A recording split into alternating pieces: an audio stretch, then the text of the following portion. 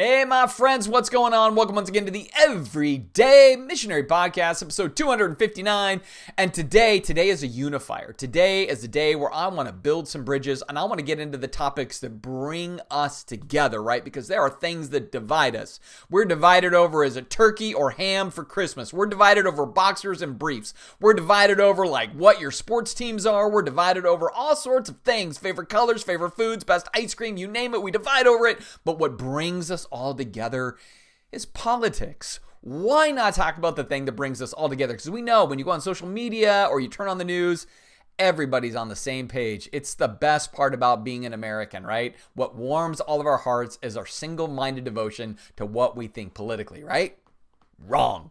So why not pick something that's super divisive today, like that topic? But I'm going to go down a certain angle in this because we're just a little under 2 weeks away from the midterm elections. By now, maybe some of you have already voted or you're preparing to vote or whatever else, and you're trying to figure that stuff out. And I'm here to not convince you of anything when it comes to that topic. I'm not even here to hint at you what I think you should do with your ballot. But I do want to talk about some things that come out in these seasons that I think is really valuable for us as everyday missionaries. And so we're going to be talking about a lot of different things, but it all comes back to that, all right? And part of the reason I kind of like these seasons and I like to deal with these topics on the podcast is because I think it's a wonderful barometer to test how much our faith actually informs our daily thinking and our daily living and what we prioritize, right? Like that's what I appreciate about this, because I think there's two layers to Christianity. There's belief and behavior. And belief is the given, right? Belief is like, hey, we believe in the Trinity. We believe in the Bible. We believe these certain doctrinal ideas. We believe when it comes to the Bible, it's the Word of God. It's the truth of God. It's infallible, inerrant. We have all these fun labels that we apply to it to talk about how much we're defending the truth and everything else.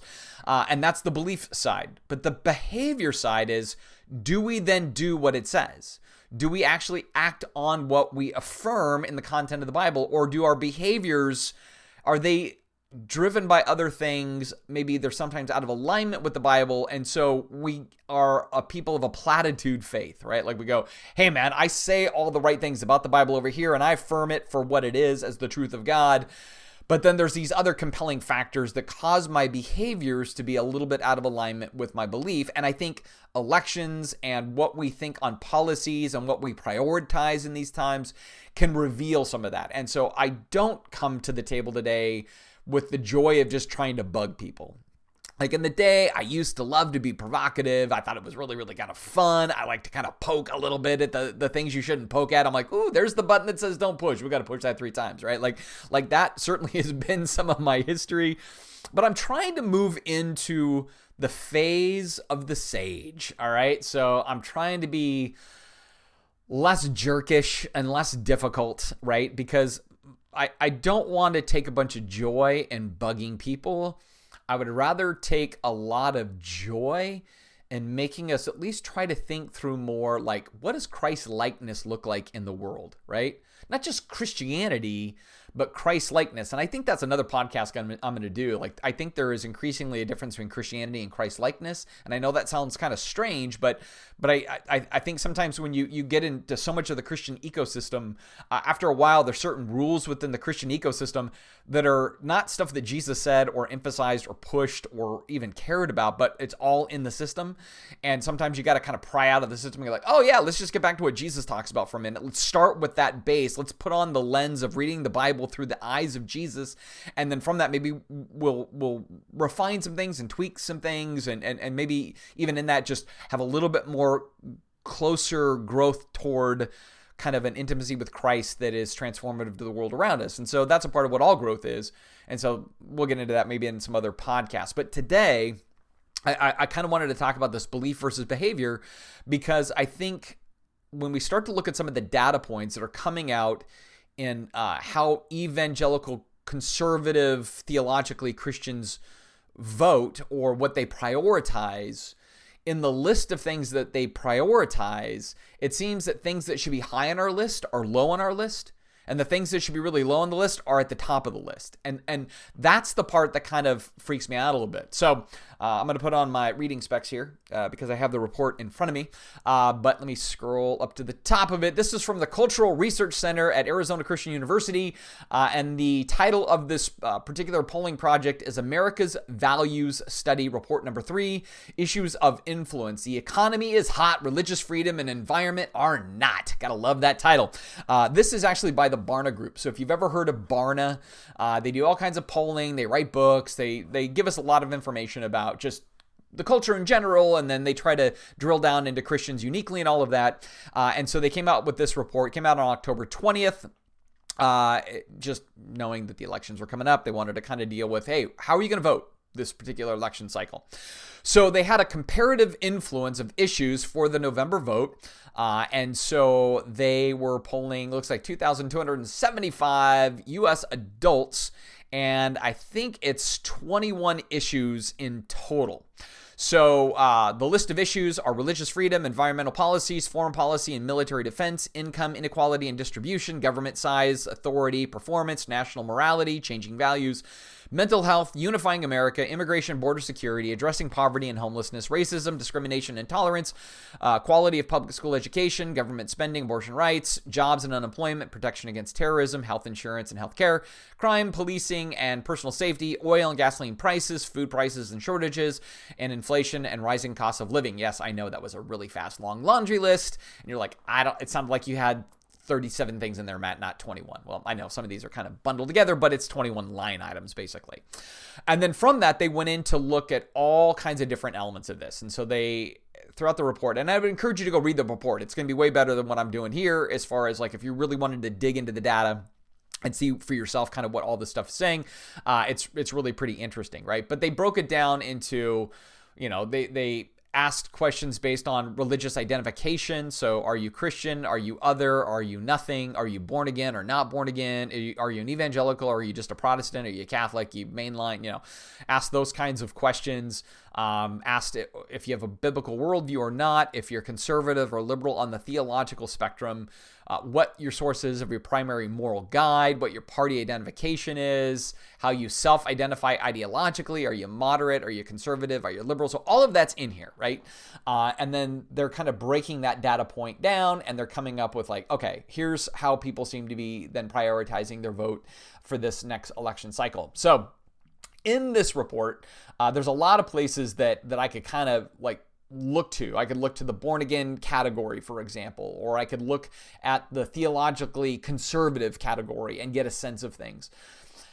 This is where you want to go and look because, again, they all tell different stories in different ways. But if I was to try to simplify this report, what it comes down to for us that are more on the theologically conservative, born again, Christian worldview kind of column, right? There's all kinds of different columns.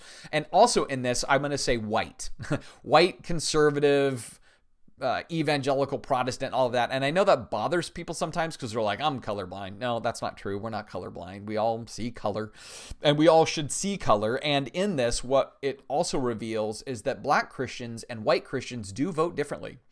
And the things that Black Christians care about are different than the things that white Christians care about.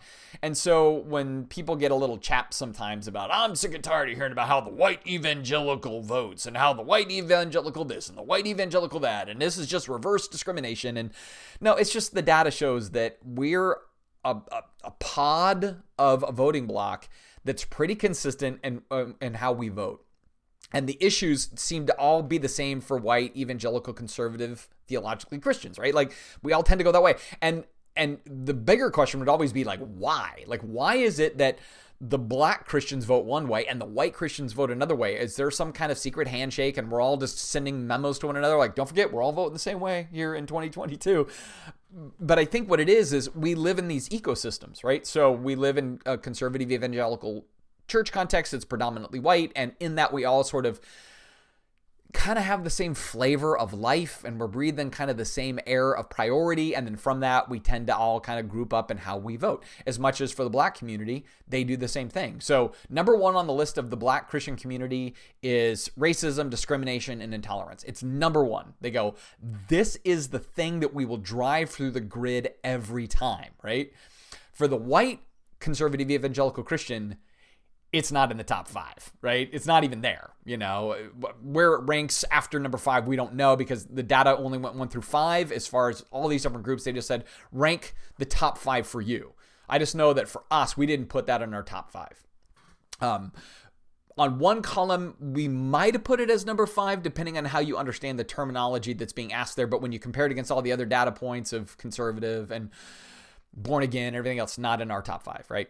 And that just kind of highlights, again, this reality that, like I think about when, what's her name? Boebert out of Colorado. I'm forgetting her first name for the life of me, but she talked about how like the church should run the country, and I'm like, first of all, no, I don't think the church should run the country. But second, which church do you want to run the country? Do you want the Black church to run the country, or do you want the white church to run the country? Because if the Black church ran the country, this would be the number one issue that they would tackle, right? And the white church ran the country, it wouldn't even be in the top 5 issues that we tackle, right? So it's kind of like, which church do you want to run the country? It's just kind of a fun thing. So that's a sidebar, freebie for listening. If I didn't lose you by now, good, that's great. But anyway, there's something I was thinking about on that one. So anyway, when it comes to us, what do we seem to care about? What can we learn from? What can we grow from, and everything else? Well, the top 5 things, starting with number 5, and this is where I'm just looking at, again, kind of the theologically conservative listing. I could also look at the born again listing, but they're somewhat similar. Number 5, we care about crime, policing, and personal safety. Number 4, we care about immigration and border security. Number 3, we care about oil and gasoline prices. Number 1, we tied for first on this one, rising inflation and food prices and shortages. So basically what it actually is coming down to for us, like our particular tribe, the top 3 things we care about are money related. They're fiscally related somehow. And then number 4 is we don't want the border to be porous. And number 5, we want to make sure we're personally safe and police officers are in place and everything else. I'm a fan of police and police officers and everything like that. That's not the question there. But I couldn't help but go, of all of the things in the listing, these are the top 5 things they're going to drive how we vote. And I just thought, of those 5 things, how much of these are a priority to Jesus? Or how much of those things Jesus said, I want you to prioritize, right? And are there other things in the list where I go, he told us to prioritize those things and they're not in our top 5, right? They may not even be in our top 10 or our top 15, like some of the ones fell toward the very bottom, and they took all the aggregate and they measured everybody, liberal and disbelieving and believing, everything else. The lists were pretty interesting. Everybody seems to care about money. My thing is, it's odd that it's the Christians that seem to care so deeply about the money too. And here's why I say this. And I want to be clear about this. I'm not saying, hey, we should love a bad economy. That's not my point. My thing is, what should motivate us to want a good economy? All right. And I think about this in Matthew chapter 6, right? So Jesus in the Sermon on the Mount deposits a pretty big chunk of time to money, right? So in chapter 6, it takes up about half the chapter. And it's bookended by a couple of things. And so he kind of starts off and he says, hey man, don't store up on earth, store up in heaven. So and here's where I get into this belief versus behavior, right? Because we'll all look at the Sermon on the Mount and say, oh, it's one of the most profound, powerful things you'll ever read ever in any location, but it's in the Bible. And it's like Jesus's new Mount Sinai. Like, these are the marching orders that he gives. And then in this, he gives this really, really big chunk and he says, hey, listen, I'm just telling you point blank, don't store up on earth, store up in heaven. But even right there, we're like, well, he doesn't really mean it. You can store up on earth, but also you want to store up in heaven. So we are already start tinkering with the wording. It's okay to store up on earth, just also give some to heaven, kind of thing. And even in Luke, he says, hey man, there's this dude, he built barns and then bigger barns and then bigger barns for the stuff in his smaller barns. And the whole story is told us like a warning. Like, don't be a bigger barn builder, dude. You know what I mean? Like, that's not what we're here in this life to do. So he starts off by saying, don't store up on earth where stuff just destroys it. Store up in heaven, right? Because it's not secure on earth is his point. You think it's savings that are going to save us. It's not savings that are going to save us. It's not securities that are going to secure us. This is, but we even call those things savings and securities. And it's like, we're already kind of like putting faith in things that aren't really there. Like they're so fragile, but he says that, right? And then he says, here's the deeper problem though. God and money are always competing. They're always competing for your affections, and they're competing even more deeply than just your affections for your faith. So do you put your faith more in God to take care of you and provide for you, or do you put your faith in money to take care of you and provide for you? And then he says, so let's go a step further. Don't worry about what you'll eat or what you'll drink or what you'll wear. He says, don't worry about tomorrow and the implications of how money may or may not impact your life. Don't worry about any of that. In fact, if you want to really be preoccupied, seek first the kingdom and its righteousness, or its judgment or justice. That's righteousness, judgment, and justice are all kind of synonym there. Focus on that, and everything else is going to be taken care of, right? Like that's the thing you want to care about. So I take that and I go, then it seems odd that what we are most prioritizing for our vote this year is money, money, money. And then after that, our personal security. And then after that, security at the border and security in our communities, right? Like, so what we care about is our safety and our monetary thriving. Now, if we said, I care about security and monetary thriving for the least of these, I care about security and monetary thriving for the disenfranchised, for the impoverished, for the widow and the orphan, for the homeless situation. I want others thriving because, again, I come from a place of some level of privilege. I'm not looking for more privilege for myself or to secure my privilege, but rather I want to see others thrive. I want to see others be more secured. I want to see more justice overall and equality overall in my society because, again, I'm called to care for that. I'm called to be a peacemaker. I'm called to be a giver. I'm called to care about the fact that I want thriving and flourishing throughout my community, not just for my little corner of the world, but for everybody around me, especially the ones that have a much harder time than I do. Then those are really noble reasons to want to care about economics, for example. But if it's just like, hey man, I don't want to pay more taxes. I'm tired of $6 at the pump.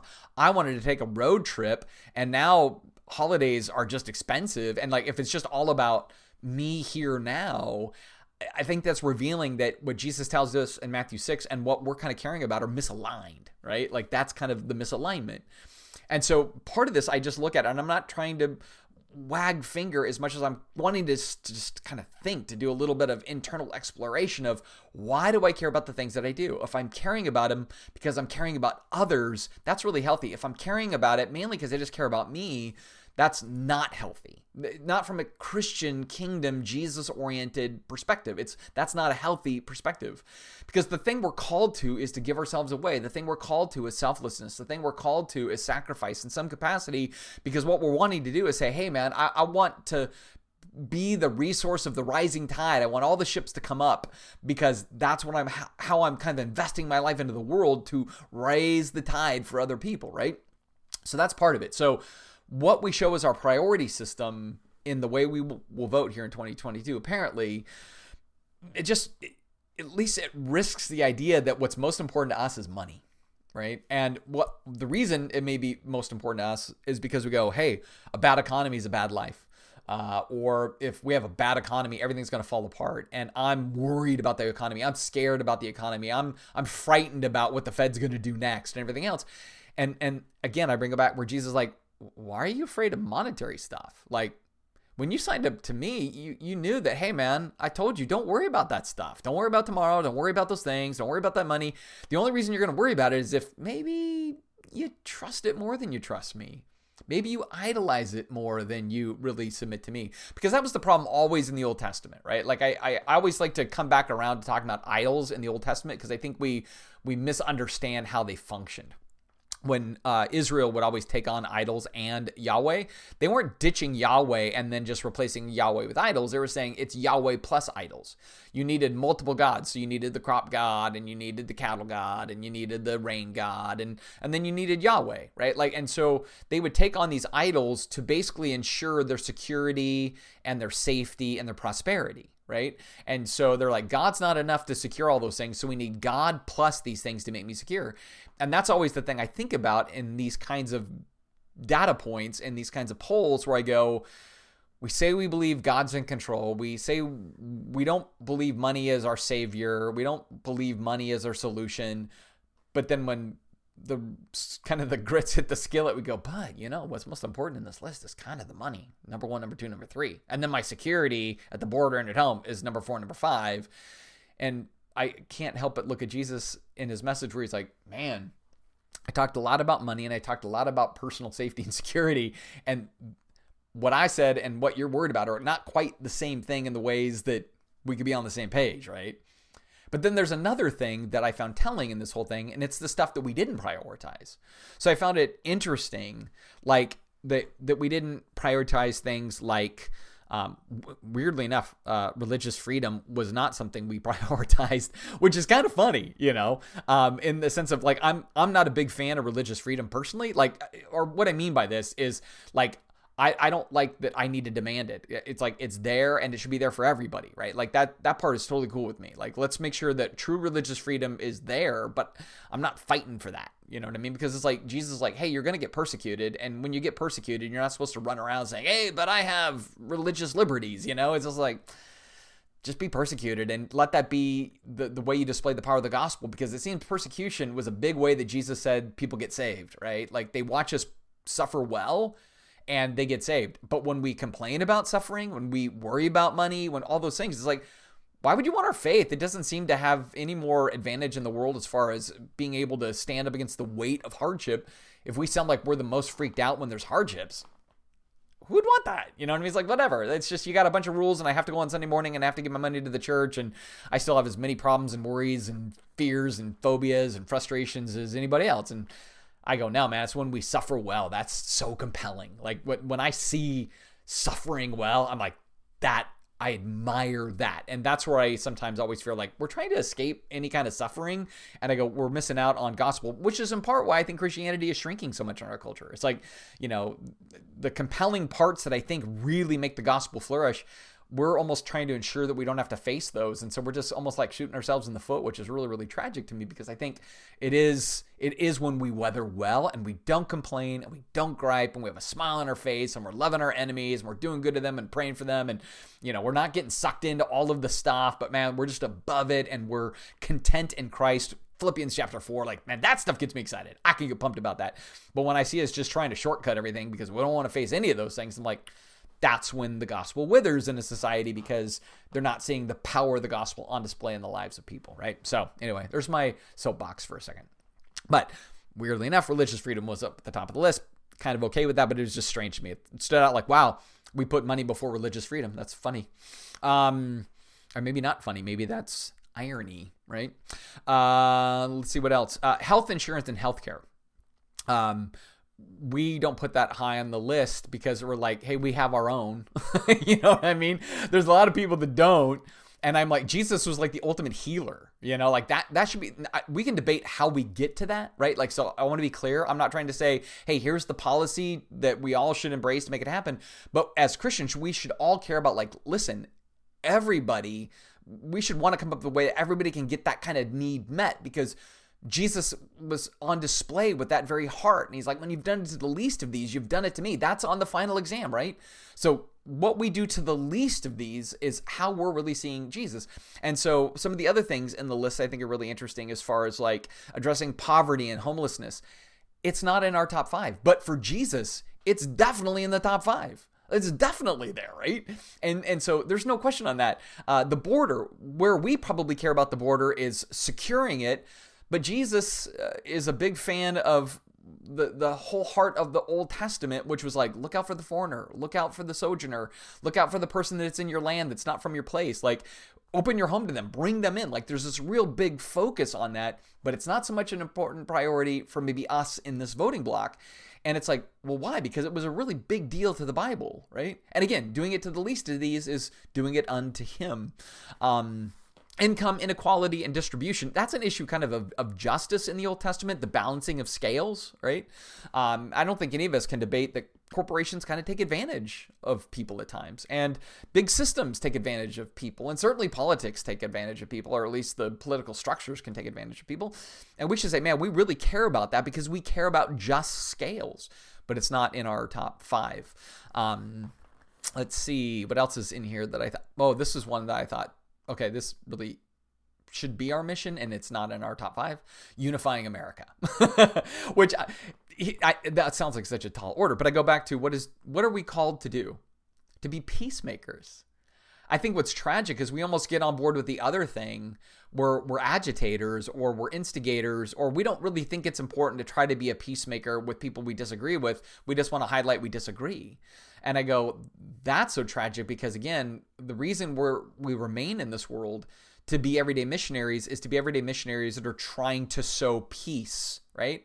That's James chapter 3, and I love it, because if you sow peace, you reap a harvest of righteousness. This idea of righteousness or justness is about real flourishing for all people, right?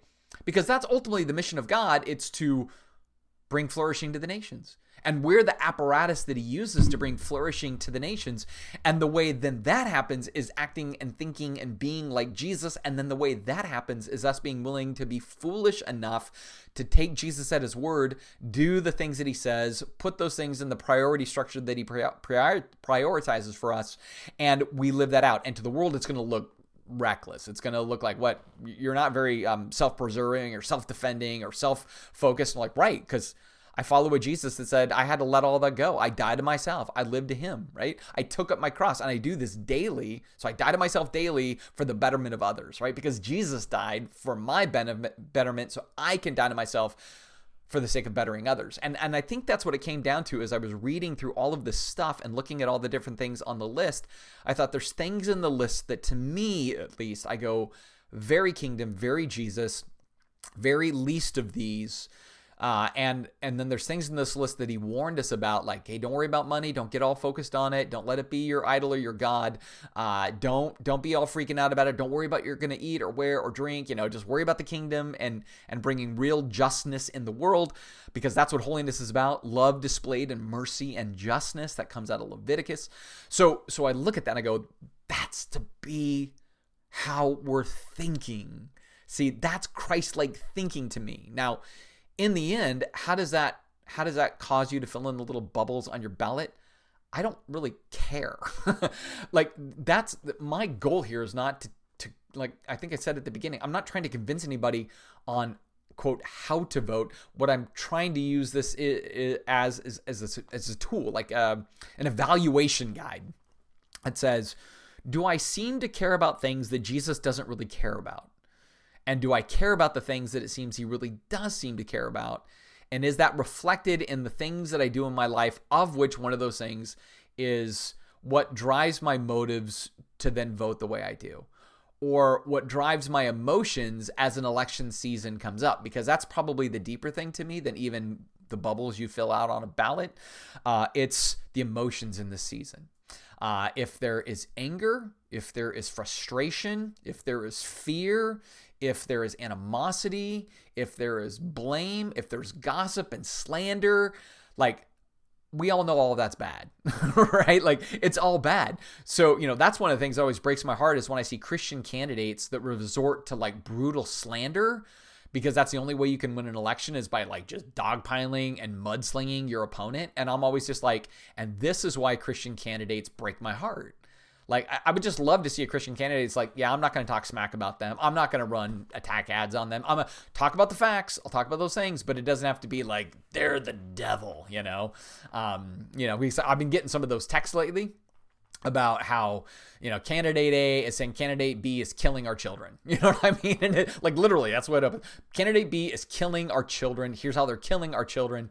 And some of this stuff I kind of laugh at too, right? Because it's like, here you have these federal positions and they're blaming federal offices for local city problems. You know what I mean? And it's like, hey man, I don't think those two quite cross in the way you think they cross, right? And so it's just like free-for-all slander season, And I go, but we think that's the only way we can get things done, because to do it Jesus' way would be foolish. To do it Jesus' way would be naive. But Paul talks about that. He's like, yeah, it looks foolish. It looks silly. The world looks on and goes, that's dumb. But you know what? Every time Christians took that seriously, changed the world. And every time Christians don't take it seriously, the gospel fades in that culture. It erodes, right? It's kind of that simple. And so this is where, again, maybe I laid the challenge before us. Again, do I care how you vote? No. Do I care why you vote? The motives you vote with? Absolutely. Because I think Jesus does. And I think this becomes like a mirror. We can hold it up and say, where does my faith lie? Where does my fear lie? And if my fear lies in where the economy is going, if my fear lies in if this person gets elected, we're doomed. If my fear lies in border crises or whatever else, if we're not thinking about the human beings behind all of this, then I think our motives are a bit out of alignment with what Christ would have us to do. And I look and I go, I want to be most in alignment with him, whether I look like a fool or not, whether it makes sense to the world or not. Actually, I sometimes more fear my fellow Christians on this topic than I do the world around me, because I think just sometimes we as Christians get too pulled into all of this, and it becomes almost a part of our belief system. Like, we all have to vote this way and think this way and hold these particular ideas because that's truly Christian. And I look at this list and I go, I think there's some truly Christian things in the list, but they just didn't make our top 5. And then the things that made our top 5, I don't think they're really distinctly Christian. And now that's not the whole story. And again, I think you could care about all those financial things in a very godly way. You can. If you're like, I want this for others. But if it's, I want this for me, right? I just want my security, my safety, my savings, my prosperity. And it's not about the least of these, then I think that's a little broken, right? I do think that's broken.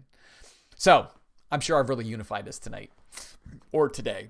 I'm actually doing this podcast at night. This one, which is rare. I usually do these in the day, but hey, it's the way it worked today. So anyway, enough's enough of that. I just wanted to make us think a little bit. I wanted to make myself think a little bit as I kind of looked at the list. Because, again, I've been talking about gas prices and everything else. And, I've been sort of like, oh, man, everything's going up. And, certainly even thinking about as a church building a building and the cost with all of that. And I can get a little bit nervous about it and a little freaked out. And I get some chest pain and everything else. And then I'm reminded by Jesus saying, dude, that's on you, man. I told you not to worry about this stuff. I told you I got it handled, right? However, it turns out I got it handled. And so not only when I engage in that is it sin, it's just not even healthy, And so all the more, we're meant to be missionaries above all else, right? We're meant to have our priorities in lockstep with Jesus's priorities. And we don't want to get all prioritized in our stuff more than his stuff, so that what it all comes down to is our beliefs are, again, these really high, lofty concepts that we love to do Bible studies about, but our behaviors don't match up to the belief system. We want our behaviors and our beliefs to be synced up because that's the stuff of Jesus.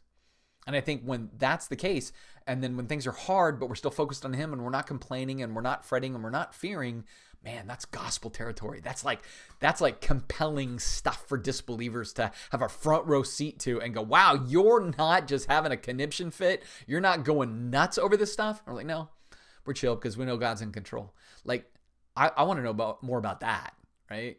I want to know a lot more about that.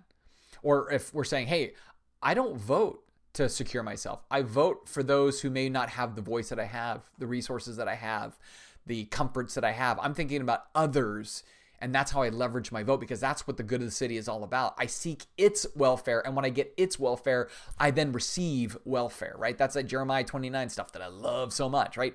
All of that is in there. And I think the more we're kind of committed to that, we're focusing on that, we're trying to do that, man, the more we will be unstoppable everyday missionaries.